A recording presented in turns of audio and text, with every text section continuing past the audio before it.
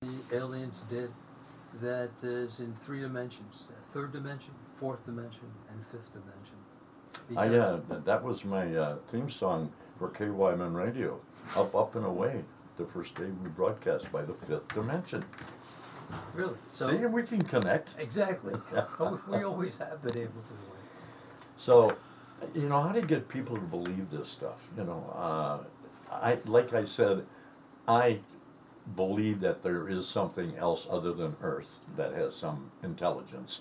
Yeah, well, But we live for a short time, and people that are in control want to keep their control, so they destroy things that have happened before. Like, for example, the Protestants and the Catholics had big problems back in Europe in the, what was it, the 16th century, 15th century, where the Protestants were burning Catholics at the stake and vice versa. Okay, so the records of these extraterrestrials were destroyed by Muslims, by the English when they came to India, and by, just getting rid of the history, especially when they say they're going to be back in 5 days, and that that really relates to 472,000 of our years. So, but if you have a background in mathematics or a background in physics or astronomy in today's age, you know that there is more than, that the planet is round, we're floating in space, we're moving forward at over 1,000 miles an hour, and things are still balanced properly. What gravity is, that is the sinking of our star into the space-time continuum, and the planets falling into it, but not completely, is what holds us together. That's gravity. And when the star collapses, gets too heavy, it'll fall through the space-time continuum, and the rest of the planets will go with it, turn to dust. So we're talking black holes someday? Black hole is just another common phenomenon Okay. in space.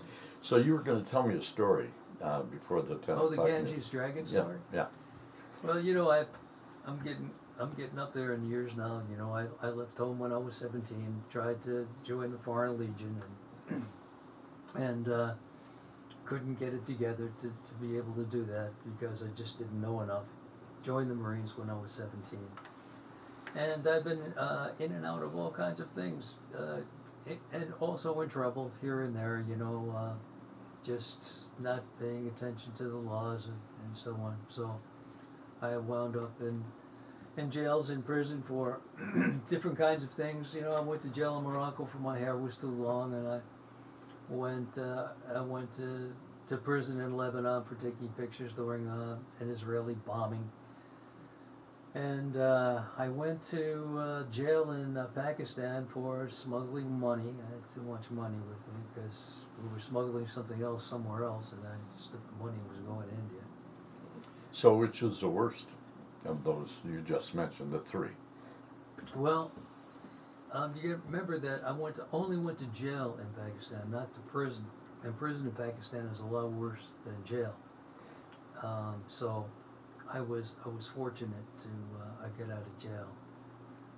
That wasn't too bad. But in Lebanon, they told me they were going to shoot me that morning in a firing squad, and I've been handcuffed to the bottom of the table, in the bottom of this prison in a place called Tyre or Tyr or Sur. It has a number of names. And that could have been bad if I was shot that morning, but I didn't. I thought that I was actually going to be shot when this captain, he has two guys with him. They looked like they were about 15 years old. They were in the Black Hand, and they had submachine guns slung upside down over their shoulders. And he said, "Well, you might as well admit you're a spy because we're going to shoot you anyway." So I figured if they're going to shoot me anyway, I might as well give them a piece of what I got left in my mind. So I said, "I'm not a spy. So if you're going to shoot me for what I am." He says, "What are you?" I said, "I'm a guitar player from New York." So he said, "Where's your guitar?" I said, "My guitar's in my hotel room in Beirut." He said, well, let me ask you some questions. He says, don't you think the Israelis are all wrong and the Lebanese are all right? That's how he put it. I said, look, I can't tell the difference between the Lebanese and the Israelis. I said, if you put one next to each other, I said, they look like brothers, same father, same mother. And I said, I can't tell their languages apart either. They just sound like monkeys chattering to me. So he said, what country are you from? I said, the United States. He said, in your country, they allow you to take pictures of bombings? I said, sure, why not? So he said, you see these two guys here? I said, yeah. I said, I can't miss them. He said, I asked him, you seem like an educated fellow. I said, you speak English really well. He said, I am educated. I said, I went to college. So I figured, well, I'm going to live a few minutes longer. I'm going to have a conversation with him. I said, where did you go to college? He said, University of Beirut. I said, what'd you get your degree in? He said, sociology. I said, well, that's apropos for me to be killed by a sociologist, you know. So he said, look. He said, these two guys, I'm going to send them to your hotel room in Beirut, which was about 300 miles, something like that, from where I was. He said, if you don't have a guitar in your hotel, he said, they're going to shoot you right there. He said, if you do have a guitar, he said, they're going to put you on a plane and send you out here. I said, how about unhandcuffing me? Because, you know, they beat me up down there, a bunch of these guys, and when I was handcuffed, and then I had blood was closing my eyes, you know, and my shirt was all torn and everything. So I said, cool. I said, let's go. I said, how about unhandcuffing me? So he unhandcuffs me. I don't get a chance to clean up or anything, just in a Jeep, and we're riding up to Beirut. So when I come in my building, the bartender has a big bar. It's an old building. This is in Hamra Street in West Beirut. The bartender is a huge guy. He sees me with these two black hand guys, and with one hand leaps over the bar and dives out the door, the back door. I couldn't believe it. I didn't think he was in that great a shape, but he was. So I go to my room, and I was just, you know, I put my guitar under my bed, and it was a Martin guitar, D1220, and I thought, and by the way, you know, I have records out, so you can look up my records. So. Now, you talking criminal record, or are you talking about musical records? Well, both are online, okay? But I don't know why the hell they would want to look at my criminal records, you know? So, I was just hoping, I said, geez, I hope nobody took my guitar or stole my guitar, because now my life depends upon my guitar being under my bed. So I look under there, and there's my guitar. At least the case was there, you know? So I pulled out the case, put it on the bed, and I went to open the case, and they both pulled those machine guns on me, and one pushes me out of the way, and they open the case, and they see that there's a guitar, and I was happy about that, but I wasn't happy that they still had the machine guns on me. Then they closed the guitar, locked it up, and they just said, come on, let's go. And they took me to the airport. And I guess that they were hicks or something, because the pilot could hardly understand them when they said, we're putting this guy on your plane. You know, no ticket, no exit stamp, no nothing. I'm just going, you know. I got my guitar. So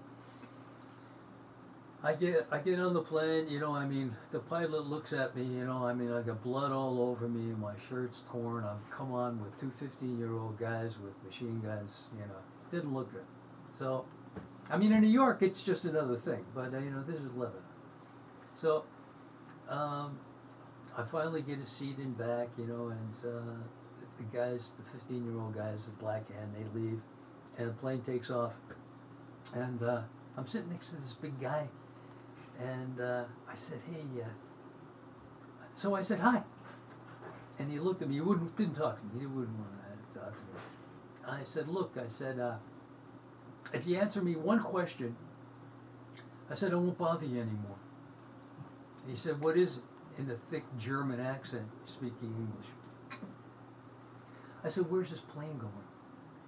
And he didn't like that question. But somebody up front yelled, we're going to Ankara. And I didn't know where Ankara was. I said, where's Ankara? He said, it's in Turkey. And I guess it's the capital of Turkey, okay?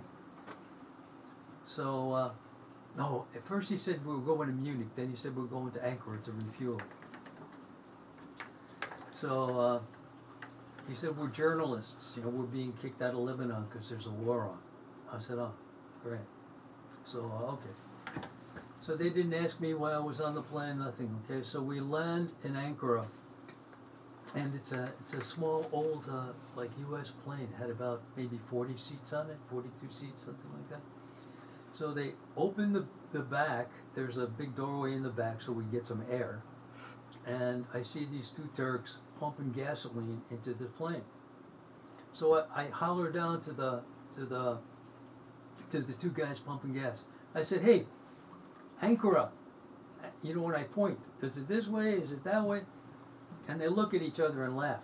I said, listen, I could tell they don't speak English. I said, listen, you idiots. I said, where is Ankara? And there was some guy points over there or something like that. So I said, look, I said, this is my stop and I'm getting off. Everybody was glad to get rid of me. You could see their faces brighten up. So I hang my guitar out, drop my guitar off, and then, because there's still a ways to the ground, okay? And even though I was 28, I still, I wasn't in good enough condition to be jumping like 7 or 8 feet or whatever it was. So I hang and I jump. And I walk along, I see a barracks there. And I walk into the barracks and there's nobody there. There's nobody, okay? So I'm looking around, I got my guitar, and then I see there's another door. There's a door that just goes right out into the street.